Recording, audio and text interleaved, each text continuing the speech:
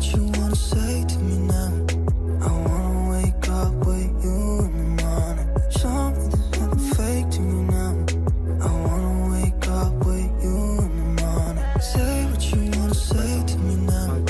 I wanna wake up with you in the morning. Show me there's nothing fake to me now.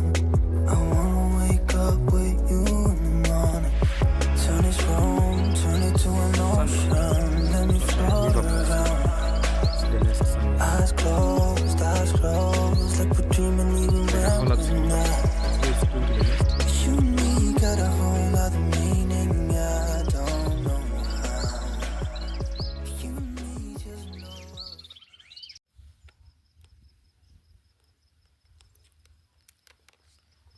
Good morning, good afternoon, good evening, wherever you are watching from. My name is Sande. Welcome to this amazing YouTube channel. It's Sande, coming live here in Tetu constituency. So now this place, I remembered something about the late Professor Wangari Maathai. She came from this particular area. So I just wanted to talk about the impact of Tetu in his ambition to becoming one of the most prominent environmentalists, to a level whereby she won the Nobel Peace Prize as an environmentalist. So I've observed this area. Let me just show you around, and I've discovered that Wangari Maathai fell in love with forest and trees and environment from this particular area. So if you are very careful, see that this area is very green. You see on the slopes of the Abadeas, very green, has very many streams. I've walked around, seen several of streams. The water is very fresh. To drink water from this particular area is purely fresh. So that's one thing that led her to being part of the reason why she really was an environmentalist and fought for the conservation of forests like Karura, places like City Park, which was a green, green space. So due to the environment that she came from, really played a very bigger role in the conservation chapter or conservation life. So this area is very green and very beautiful, and that really made her to love nature at a very bigger perspective. So I just want to show you around the environment where she lived or she came from, and so that I'm able to have something to learn about. So you can imagine Professor Wangari Maathai, when she grew up this particular area, she really knew that the greener the space, the healthy the lifestyle, you know, or the healthy the space. So cannot compare this area with other areas. That's why it's very green, and people who live here, they think they still they learn something about her fight for the greener spaces, and I think that's why most parts here are very green. They're still planting trees, even if they are now planting what you call gravelia and eucalyptus. So you have few indigenous, but on the close to Abadeas you have plenty of indigenous trees. But here we have a lot of gravelias and eucalyptus. So gravelias are like that one there. See those trees there? Those are gravelias. So that means that, but the good thing is they still know the importance of having trees around them. So she really impacted a lot, and you know, as environmentalists, we usually spread the value and the importance of you having some trees around you, planting some trees, raising some flowers. You know, an ecosystem should have flowers, trees, grass, shrubs. That's a healthy ecosystem. So when you plant trees, consider other things like flowers and so on and so forth, that to have a very balanced, healthy ecosystem.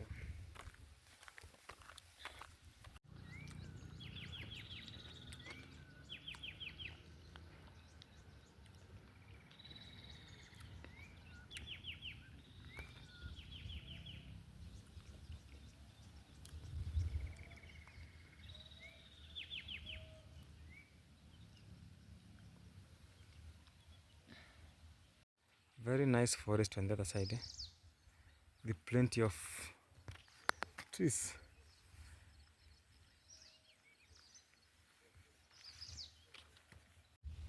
So as we explore and learn about this village that the, the late Professor Wangari Maathai used to live or came from, we need to ask ourselves some questions that which is one, how often do you plant a tree, or how often do you grow a tree? So most of people I know, they don't really put into consideration that planting a tree is a very important thing. So majority of you, I know, you have planted few trees in a lifetime, but I shall tell people that I come across that you need to plant trees your age. Let's say if you are 30 years, you need to have trees more than, you need to have planted more than 30 trees. And that will be very significant, because when you fight for these green spaces to be there, fight for this nice environment, all of us need to take part in it, because no one else will come and help you in shaping up the best environment that you need to live in. So as individuals, as citizens, need to be very very careful and very serious with the planting of trees and taking care of environment, because see now the culture that where you are, the culture will be able to build you. For instance, where you come from, the environment that you live might influence your personality. So for instance, see where Professor Wangari Maathai used to come from. It's a place that is very green, very serene, very beautiful, and that in one way or the other just automatically makes her person who loves the green spaces. That means that if you come across any incident that people want to get rid of a forest, a park, she has that courage to say no to it, because she knows the beauty in the green spaces. So that's something that I just wanted to emphasize, that we need to take part in this. This is not for the environmentalists alone. People might think that this is not your responsibility. It's each and everyone's responsibility to take care of the environment, because if you don't take care of it, who will do it?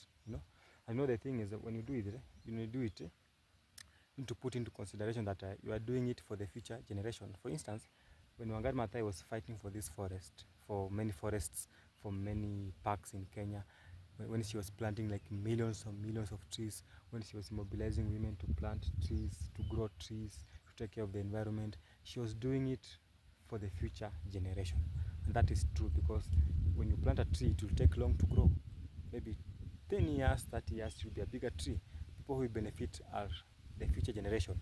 So if you put that culture and lifestyle in us, that whenever we have birthdays, we plant trees, it will be able to help boost the number, the tree cover, called the tree cover in Kenya. Some parts of Kenya have a very nice tree cover, like this place where I am at the moment, Tetu. It has a nice tree cover. You can see all those are people's forests. People have had a chance to plant their own forest. And also this area has some bigger forests like Aberdares and Mount Kenya. So some parts of Kenya have very nice tree cover, but some parts have poor or very minimal tree cover.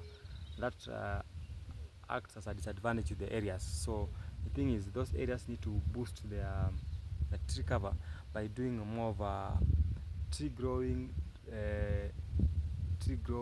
Then when you plant a tree, you need to grow it. That's why I'm using the word tree growing, whereby if you plant a seedling, a tree seedling, just take care of it for like 3 or 4 years.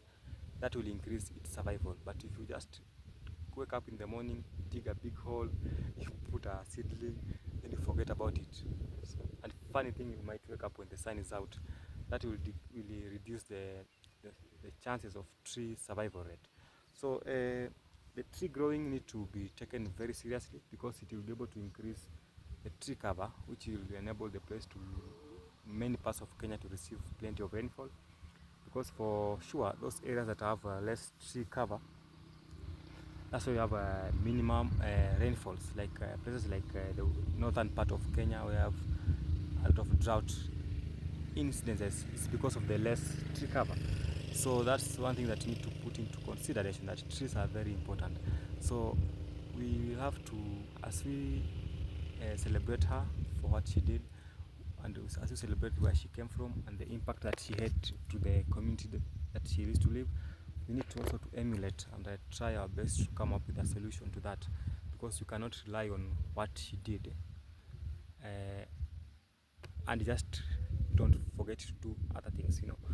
She planted a lot of trees which are still there, but you cannot rely on those that she planted. We need to come up with a way of doing more other trees, flowers, shrubs that gives a healthy environment. So that's something that I needed to talk about. And for those who are having plans to growing trees, thank you so much for your future plans. Grow trees and you'll be a happy person, and you'll have a happy nation.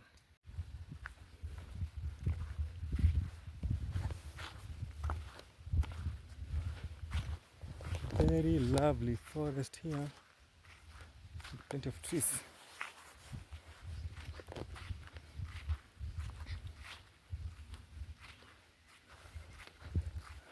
So also in the comment section, you can just tell us if you have ever grown some trees in your lifetime, and you can give us the exact number of how many trees you have grown, and if you are planning to grow more and more trees.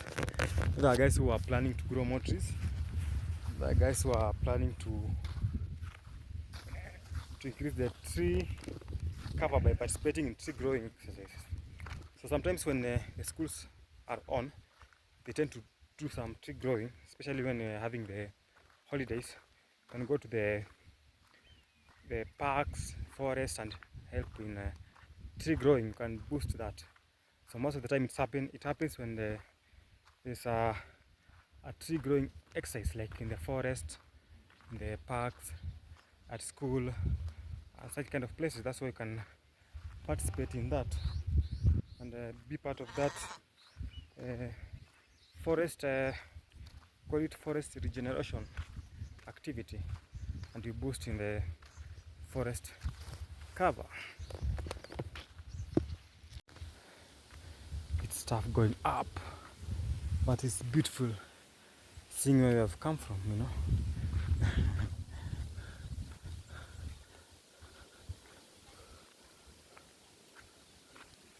Look at that beautiful view here.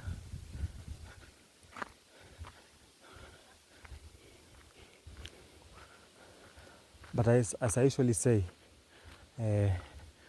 most of the time, I prefer going up than going down. It's because going up is easier to me than going down. So going down, it really hurts the knees. Look at that, guys.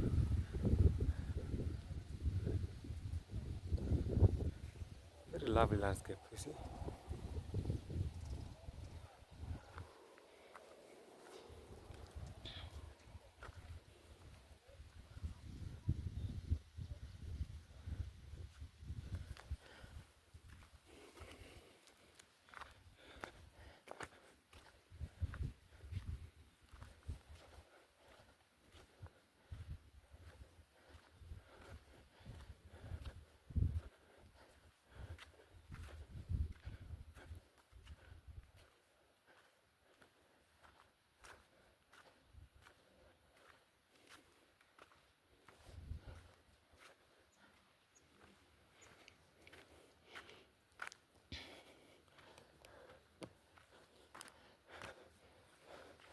Oh, just loving what I'm seeing down here.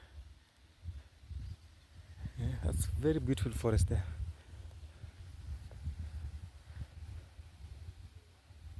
So if everyone plants a tree, you can imagine how, because if you see from here, that's a personal forest, even the other side. So we have planted plenty of trees here. I think I can take a very nice thumbnail here.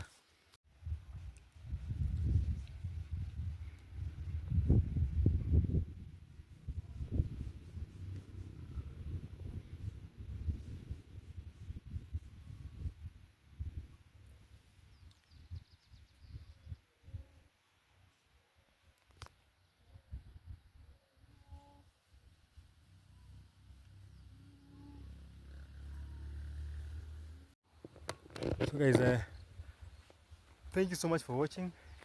and I hope you have learned a little bit about why Professor Wangari Maathai had to fight for Kenyan forests, because where she came from it was purely forest area, as you can see from the video. So thank you so much, and remember to like, comment and subscribe the channel, and let's meet in the next video. Goodbye.